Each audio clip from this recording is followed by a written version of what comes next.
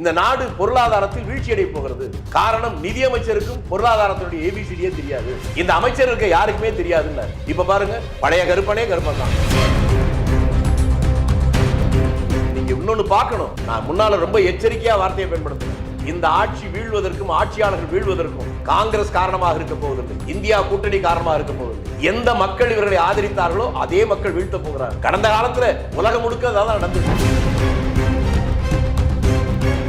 மக்கள் மத்தியில் ஒரு முழுமையான நம்பிக்கையே காங்கிரஸ் கூட்டணி இன்னும் பெறலை. அதனாலதான் 28 கூட்டணி கட்சிகள் ஒன்று சேர்ந்து கூட அவங்களால தனி மெஜாரிட்டி பிடிச்சு ஆட்சியை பிடிக்க முடியல. நம்ம இவங்க 28 கட்சினா அவங்க 38 கட்சி கூட்டணி சேர்ந்தாங்கல்ல. பிரதமர் மோடி சொல்றாரு வெற்றி பெற்ற அவர் என்ன வேணாலும் சொல்லுவாருங்க, பைத்தியக்காரன். ஒரே தலைவர், ஒரே கட்சி, ஒரே கொள்கை, ஒரே செயல்பாடு. திமுக எத்தனை சீட் ஜெயிச்சு தமிழ்நாட்டில்? 183 இடம். அதே 91 எத்தனை சீட் ஜெயிச்சது? ஒரு சீட்டு, அப்புறம் 2 சீட். 1 100 ஆகிறதும் 100 1 ஆகிறதும் ஜனநாயகத்தில் பெரிய வியப்பான ஒன்றாக. யார் வரக்கூடாது என்பதில் தமிழக மக்கள் தெளிவா இருந்திருக்காங்க. நீங்க இன்னொன்னு சொன்னா உங்களுக்கு அதிர்ச்சியா இருக்கும். தமிழ்நாட்டில் மிகப்பெரிய மக்கள் செல்வாக்கு மிக்கவர் என்பது எம்ஜிஆர் தானே. ஒரே நேரத்தில் சட்டமன்ற தேர்தலும் பாராளுமன்ற தேர்தலும் வருது. எம்ஜிஆர் என்ற அதே தொகுதியில் பாராளுமன்றத்துக்கு அதிக ஓட்டு, எம்ஜிஆர் விட அதிக ஓட்டு கொடுத்து தெரியுமா? மக்களும் பார்க்கிறாங்க. நிர்மலா சீதாராமன் இப்ப கேட்டாங்க, என்ன கேட்டாங்க? ஏன் நீங்க தேர்தல் நிக்கிறேன்னு கேட்டாங்க. அதுக்கு அவர் சொன்ன பதில் என்ன? என்கிட்ட பணம் இல்லை. எவ்வளவு திமிர்! ஆர்எஸ்எஸ்னுடைய தலையீடு இருக்கும் அப்படின்னு நினைக்கிறீங்களா? அந்த கொள்கைகளுக்கு இதற்கு சம்பந்தம் இல்லை. புதிய சிந்தனை, புதிய சித்தாந்தம், புதிய கட்டமைப்பு அதோடு உருவாக்கப்படுவதுதான் பாரதிய ஜனதா. அப்படி இருந்தால் நீங்க இப்ப சொல்றீங்க பாருங்க, ஆர்எஸ்எஸ் கொள்கை. ஆர்எஸ்எஸ்க்கு அதான் மக்கள் மனதில் ஒரே மாதிரி சிந்தனை எப்போது இருந்தா அது மக்களாக இருக்கு. மாற்றம் தானே மாநில தத்துவம். அதனால ஜனநாயகம் என்பது மாற்றத்தின் அடிப்படையில் தான், மாறி மாறி தான் வரும். அதனால காங்கிரஸ் நாளைக்கு ஆட்சிக்கு வரும்.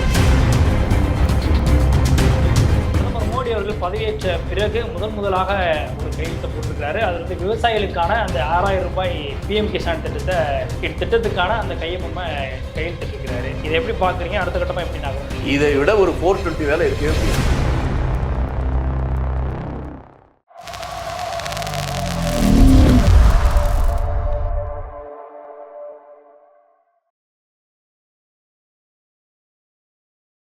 ஐத்தமிழர்களுக்கு வணக்கம். இன்றைய நேர்காணலில் நம்மோடு இணைந்திருப்பவர் காங்கிரஸ் கட்சியின் முன்னணி பேச்சாளர் திரு திருச்சி வேலுசாமி அவர்கள். அவரிடம் நடப்பு அரசியல் குறித்து விவாதிக்கலாம்.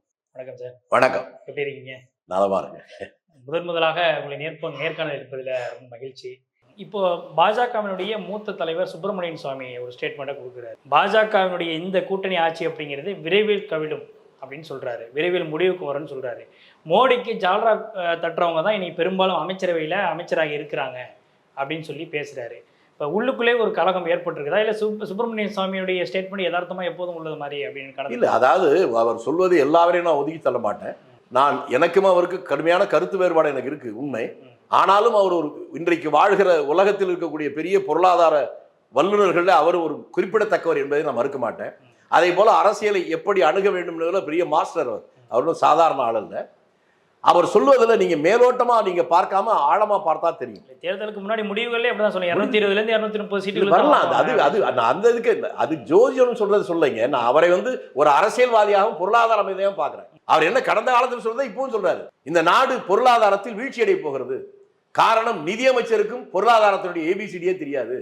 இந்த அமைச்சருக்கு யாருக்குமே தெரியாதுன்னாரு. இப்ப பாருங்க, பழைய கருப்பனே கருப்பன் தான். அதே நிம்மி மாமி தான் இப்ப திரும்பியும் நிதியமைச்சர். இது எங்க வழங்க போகுது? அவருடைய விமர்சனம் நேற்றைய விமர்சனம் இன்றைக்கும் பொருந்துகிறது.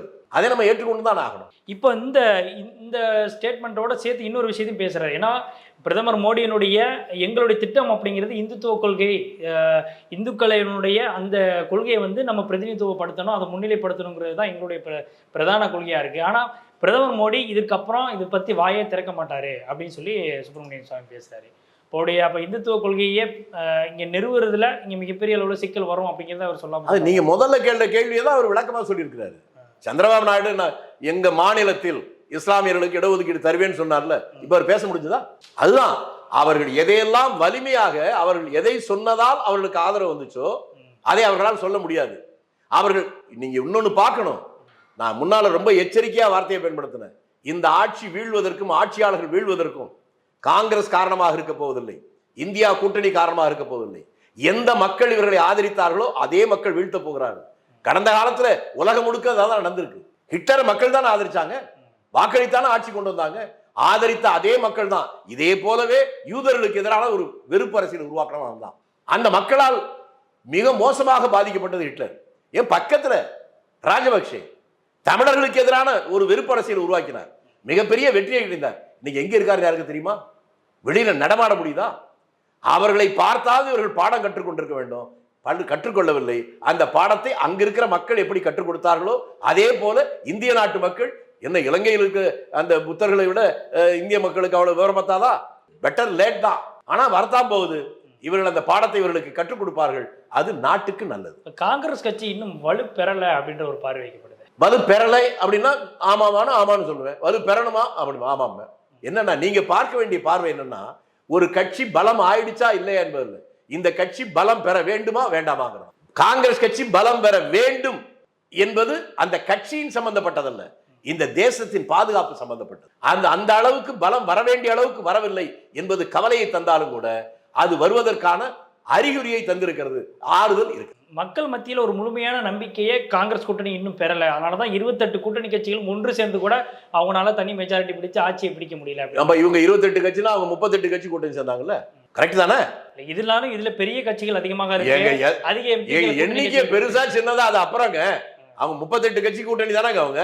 இவங்க 28 கட்சிக்கு எவ்வளவு ஜெயிக்கணுமோ அதோட கூட ஜெயிச்சிருக்காங்க. 30 ரேஷியோ பாத்தீங்கன்னா அதை விட இது கூட தான். பாஜக மட்டும் தனிச்சு 240 ஜெயிச்சிருக்காங்க. இருக்கட்டும் சார், நீங்க கூட்டணி பத்தி எண்ணிக்கையை கேட்டீங்க, நானும் எண்ணிக்கையை சொன்னேன். எண்ணிக்கையை பேசுற போது வேற ஒண்ணு சொல்றீங்க சார். பிரதமர் மோடி சொல்றாரு வெற்றி பெற்ற, அவர் என்ன வேணாலும் சொல்லுவாருங்க, பைத்தியக்காரன் 10 சொல்லான் போகட்டு விட்டு விடு, அதான் என்னுடைய பதில். இல்ல, பாஜக வெற்றி பெற்ற அந்த 240 தொகுதிகளோட அவங்களால தொட முடியல, ஒன்று சேர்ந்து தொட முடியல அப்படின்றாரு. ஐய, கங்கனா ரனாவத்தே ஒருத்தர் படுச்சு பலாரம் அடைஞ்சால, அது அந்த தொடர்ந்து சொல்றாரா? அது விரைவில் நடக்கும். இதுக்கு அது பதில்.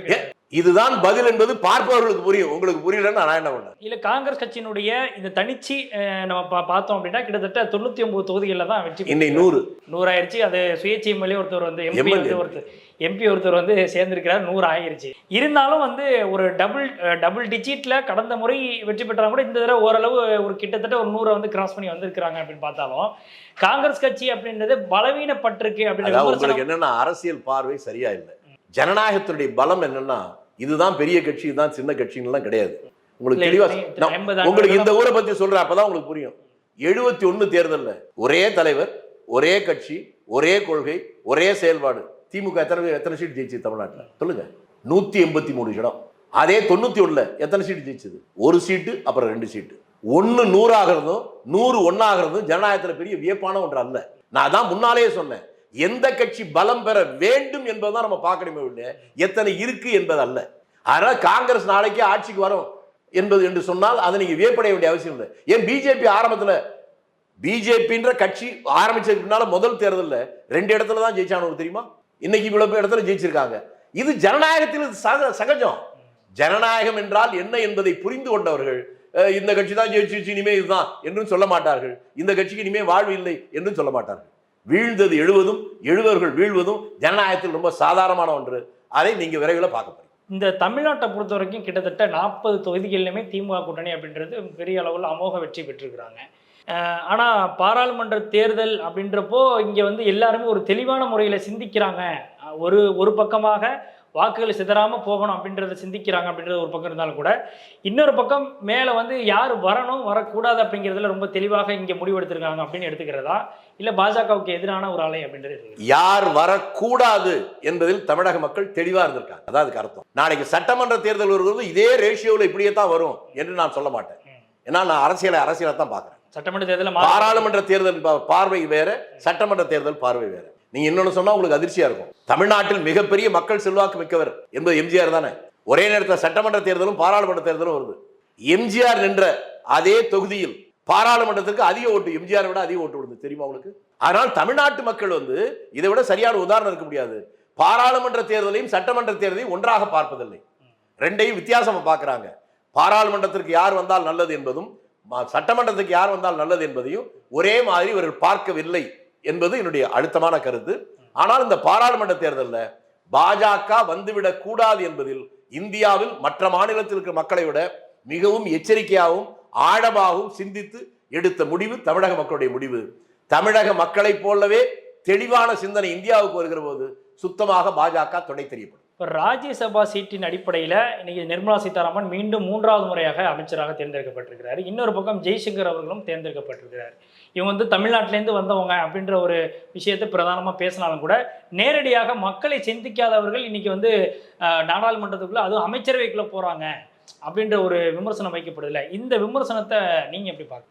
நான் பார்க்கலைங்க. அந்த கட்சிக்குள்ளே குழப்பம் வர்றதுக்கு இது கூட ஒரு காரணமா இருக்கும். எவ்வளவு பேர் அந்த கட்சியில் அடிபட்டு 3 தடவை 4 தடவை எம்பி வந்திருப்பான்.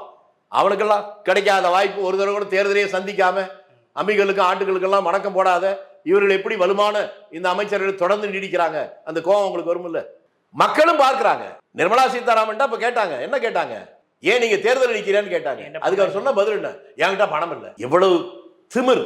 தேர்தலை நிற்பதற்கே இப்படி ஒரு காரணம் சொன்னவர் மீண்டும் அதே வலுவான நிதியமைச்சர் அமைச்சராக அமர்கிறார் என்றால் மக்கள் விருப்பத்தால் அல்ல, அதை தாண்டி ஏதோ ஒரு நிர்பந்தம் பிரதமருக்கு இருக்கிறது என்பதை பாமரன் கூட இன்றைக்கு புரிந்து கொண்டிருக்கிறார். ஆர்எஸ்எஸ் தலையீடு இருக்கும் அப்படின்னு நினைக்கிறீங்களா?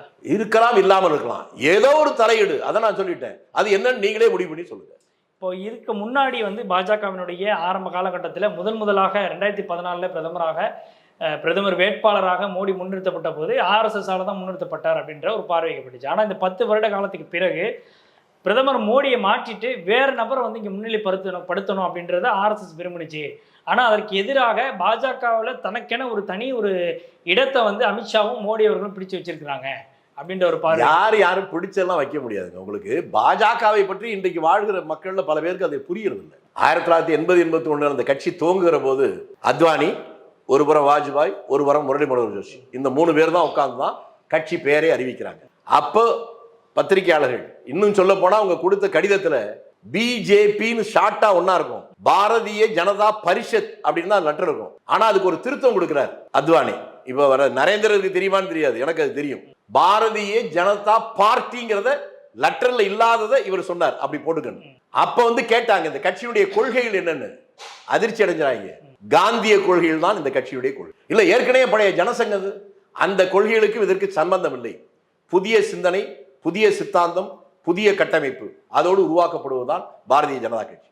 அப்படி இருந்தால் நீங்க இப்ப சொல்றீங்க பாருங்க, ஆர்எஸ்எஸ் கொள்கை, ஆர்எஸ்எஸ்க்கு இதுக்கு சம்பந்தம் இல்லை. அப்படித்தான் இந்த கட்சி ஆரம்பிக்கவும் ஆதரிச்சாங்க. அப்படித்தான் மக்கள்கிட்ட கொஞ்சம் கொஞ்சமா உள்ள வந்தாங்க. வந்து மக்கள் மத்தியில் ஆதரவை பெற்றதற்கு பின்னாலே, ஒரு இடத்துக்கு வந்ததற்கு பின்னால மீண்டும் அவருடைய உண்மை முகத்தை காட்ட ஆரம்பிச்சாங்க. ஆர்எஸ்எஸ் வந்துச்சு, வகுப்புவாதம் வந்துச்சு, சிறுபான்மையினருக்கு எதிரான பேச்சு வந்துச்சு, இதெல்லாம் பின்னால வந்துச்சு.